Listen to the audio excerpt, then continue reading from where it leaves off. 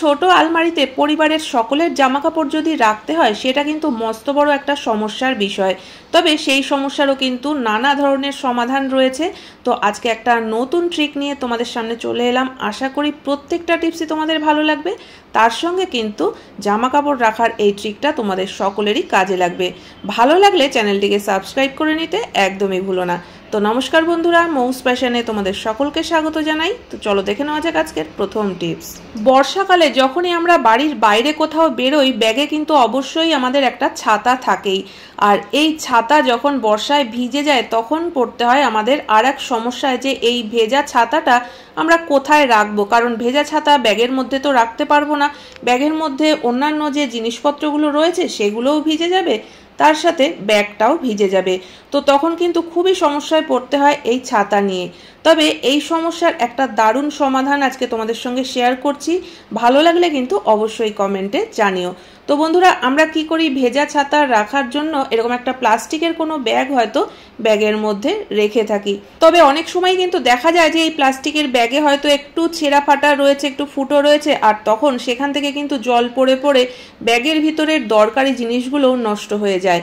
তো এখন থেকে যখনই বর্ষাকালে বাইরে কোথাও বেরোবে, ব্যাগে কিন্তু শুধু একটা প্লাস্টিক ব্যাগ না রেখে এরকম দুটো পুরনো মোজাও রাখতে হবে। তো দেখো, এখানে আমি প্রথমে একটা মোজা হাতে পরে নিলাম, তার উপর থেকে আর একটা মোজাও পরে নিলাম। তো আমরা কিন্তু ছাতা রাখার জন্য এরকম ডবল মোজাই ব্যবহার করব। তো এই মোজাটাকে এবার আমরা ভাঁজ করে রেখে দেব ব্যাগে। যখন ভেজা ছাতা রাখতে হবে তখন কিন্তু আমরা প্রথমে প্লাস্টিকের মধ্যে না রেখে এই যে মোজা দুটোকে আমরা ডবল করে নিয়েছি, এই মোজাটা পরিয়ে দেবো ছাতার উপর থেকে। এতে করে কি হবে, ছাতার মধ্যে যে এক্সট্রা জলটা রয়েছে সেটা কিন্তু এই ডবল মোজা দেওয়াতে জলটাকে টেনে নেবে। তো তারপরে আমরা যদি একটা এরকম প্লাস্টিক ব্যাগের মধ্যে করে পেঁচিয়ে তারপরে আমরা ব্যাগে নিই, তাহলে কিন্তু কোনোভাবেও ছাতা থেকে জল পড়ার কোনো সম্ভাবনাই থাকবে না। বা ব্যাগের মধ্যে যদি কোনো দরকারি কাগজপত্রও থাকে সেগুলোও কিন্তু ভিজে যাওয়ার কোনো ভয় থাকবে না। তো আশা করি বর্ষাকালের এই টিপসটা তোমাদের সকলেরই কাজে লাগবে। চলে যাচ্ছি 2 নম্বর টিপসে। আর এই টিপসটা লাইটার সংক্রান্ত। বন্ধুরা, আমরা সকালবেলা ঘুম থেকে উঠেই কিন্তু চলে আসি রান্নাঘরে, আর তখনই প্রথমেই কিন্তু লাইটারের প্রয়োজন হয় গ্যাস ধরাতে। কিন্তু প্রত্যেক দিন এত ব্যবহার করা হয় লাইটার, তো কিছুদিন পরে দেখবে যে এই লাইটারটা কিন্তু আর কোনো কাজই করছে না। আমরা বারবার করে গ্যাসটা ধরানোর চেষ্টা করি, কিন্তু কোনোভাবেও কিন্তু গ্যাস ধরে না। তো তাতে হয় কি, যে গ্যাস কিন্তু অনেকটা নষ্টও হয়ে যায়। তো তখন আমাদের কি করতে হয়, এই পুরনো লাইটার বাদ দিয়ে আবার একটা নতুন লাইটার কিনতে হয়। তবে এই একটা লাইটারই কিন্তু তোমরা বছরের পর বছর চালাতে পারো, কোনো রকম নতুন কেনার প্রয়োজনই পড়বে না। তো এই ট্রিকটা হয়তো তোমাদের অনেকেরই অজানা, আবার অনেকে জানো। তবে যারা জানো না ট্রিকটা, তাদের কিন্তু খুবই কাজে লাগবে। দেখো, এই লাইটারটাকে বাদ দিয়ে দেওয়ার আগে আমরা যখন রান্না বান্না করি তখন গ্যাসটা তো জ্বালানো থাকেই। তো সেই লাইটারটাকে কিন্তু এইভাবে রেখে দিতে হবে। 2 মিনিট হয়ে গেলে লাইটারটাকে আবার একটু উল্টে দিতে হবে। তো এইভাবে যদি আমরা 3-4 মিনিট পর্যন্ত একটু আগুনে সেঁকে নিতে পারি, তাহলেই কিন্তু দেখবে সেই লাইটারই আবার ভালোভাবে কাজ করবে। তো যখনই এরকম সমস্যা হবে একবার করে কিন্তু এই কাজটা করে নিতে পারো। তো চলে যাচ্ছি 3 নম্বর টিপসে। যখন আমরা কোনো গল্পের বই পড়ি বা বাচ্চারা হয়তো পড়াশুনো করতে বসে, তো সেই সময় কিন্তু একটা সমস্যা খুবই হয়ে থাকে। আর সেটা বেশিরভাগ হয় কিন্তু এই গরমের সময়, কারণ ফ্যান চলতে থাকে। আর বইটা রেখে যদি আমরা এইভাবে পড়তে থাকি, দেখা যাবে যে পেজগুলো কিন্তু বারবার উল্টাতে থাকে। এই গরমের মধ্যে ফ্যান বন্ধ করে বসে পড়াও কিন্তু সম্ভব নয়। তো বারবার করে পেজটা যদি হারিয়ে যায় সেটাও কিন্তু একটা বিরক্তিকর বিষয়। তো এরকম সমস্যার জন্য কিন্তু একটা ছোট্ট সমাধান। দেখো, এখানে আমি নিয়ে নিয়েছি জামাকাপড় মেলার ক্লিপ। তো এরকম দুটো ক্লিপ নিয়ে নাও, আর দুটো সাইড থেকে এইভাবে করে আটকে নিতে হবে। তো তারপরে দেখবে ফ্যান চালানো থাকলেও কিন্তু আর কখনোই পেজগুলো উল্টে যাবে না। তো তারপরে একটা পেজ পড়া হয়ে গেলে যদি আর একটা পেজ পাল্টাতে হয়, তখন কিন্তু আবার নিয়ে এই ক্লিপের সঙ্গেই আটকে দিতে হবে। ছোট্ট টিপসটা কেমন লাগলো বন্ধুরা, অবশ্যই কমেন্ট করে জানিও। চলে যাচ্ছি পরবর্তী টিপসে। প্রত্যেক দিনই আমাদের ঘরঝাড় তো দেওয়ার প্রয়োজন হয়ই, কিন্তু মাঝে মধ্যে দেখবে যে অন্তত মাসে 1 দিন 2 দিন কিন্তু আমরা সমস্ত ফার্নিচারগুলো যতটা সম্ভব হয় সরিয়ে খুব ভালোভাবে ঝাড় দিয়ে একদম ধুলোবালি সব পরিষ্কার করে ফেলি। আর সেই সব দিনে কিন্তু ঘরের ধুলোবালিটা অনেকটাই বেশি বের হয়। তো এই ধুলোগুলো তোলার সময় যে সমস্যাটা হয় দেখবে বেলচায় কিন্তু আমরা একবারে দুবারে কিছুতেই ধুলোগুলো তুলতে পারি না, বারবার করে তুলতে হয়। তারপরেও দেখা যায় যে কিছুটা ধুলো কিন্তু মেঝেতে পড়েই থাকে, সেটুকু আর ওঠানোই যায় না। তো যেদিন খুব বেশি ধুলোবালি পরিষ্কার করার প্রয়োজন হবে সেদিন কিন্তু এই ট্রিকটা ফলো করতে পারো। তো দেখো এখানে আমি নিয়ে নিয়েছি একটা মাস্কিং টেপ।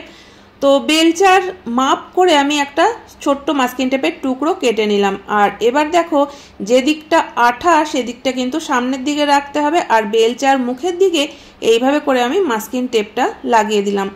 তো এরপরে যখন আমরা ধুলোটা তুলবো তখন কিন্তু দেখবে যে বারবার করে ঝাড় দিয়ে তোলার প্রয়োজন হবে না, একবারে না উঠলেও দুবারে কিন্তু সমস্ত ধুলো উঠে যাবে। কারণ যে ধুলোটুকু মেঝেতে আটকে থাকে উঠতে চায় না সেটা কিন্তু এই মাস্কিং টেপের মধ্যে আটকে যাবে। তো সেই কারণে বারবার কিন্তু আমাদের ঝাড় দেওয়ার প্রয়োজন পড়বে না। চলে যাচ্ছি পরবর্তী টিপসে। বন্ধুরা, পরিবারে যদি সদস্য সংখ্যা বেশি হয় আর আলমারি হয় একটা, তাও আবার ছোট, তাহলে কিন্তু জামা কাপড় রাখা নিয়ে মস্ত বড় সমস্যায় পড়ে যেতে হয়। কারণ দেখবে একটা আলমারির মধ্যে ঠিকঠাকভাবে সমস্ত জামা কাপড় গুছিয়ে রাখাও যায় না, আর তারপরে একটা বের করতে গিয়ে কিন্তু পুরো আলমারির সব জামা কাপড় টেনে বের করতে হয়, খুঁজে পাওয়াও মুশকিল হয়। তো সেখানে গুছিয়ে রাখাটা তো অসম্ভব ব্যাপার। তো আমরা কিন্তু এই যে আলমারির যে দরজাটা রয়েছে, এই যে স্পেসটা, এটা কিন্তু অনেকটাই স্পেস, অথচ এখানে আমরা কোনো জামা কাপড়ই রাখতে পারি না। তবে আজকে যে ট্রিকটা তোমাদের সঙ্গে শেয়ার করছি, দুর্দান্ত একটা ট্রিক। এই ট্রিকটা যদি ফলো করা যায় তাহলে কিন্তু আমরা এই দরজার যে স্পেসটা সেটাও ভালোভাবে ইউজ করতে পারবো, আর এই দরজায় কিন্তু অনেকটা জামা কাপড় ধরে যাবে। তো দেখো আমরা যখন কোল্ড ড্রিঙ্ক ক্যান কিনি, যেমন ধরো পেপসি বা কোক, এর যে ক্যানগুলো কেনা হয় না, তো সেই ক্যানগুলো দেখবে খোলার সময় এরকম একটা জিনিস থাকে যেটা টেনে খুলতে হয়। তো আমি তো ক্যানটাকে ফেলে দিয়েছি, যে কারণে তোমাদেরকে দেখাতে পারছি না, কিন্তু মাথার দিকের অংশটা রয়েছে বলে আমি এটা দিয়েই তোমাদের এই ট্রিকটা করে দেখাচ্ছি।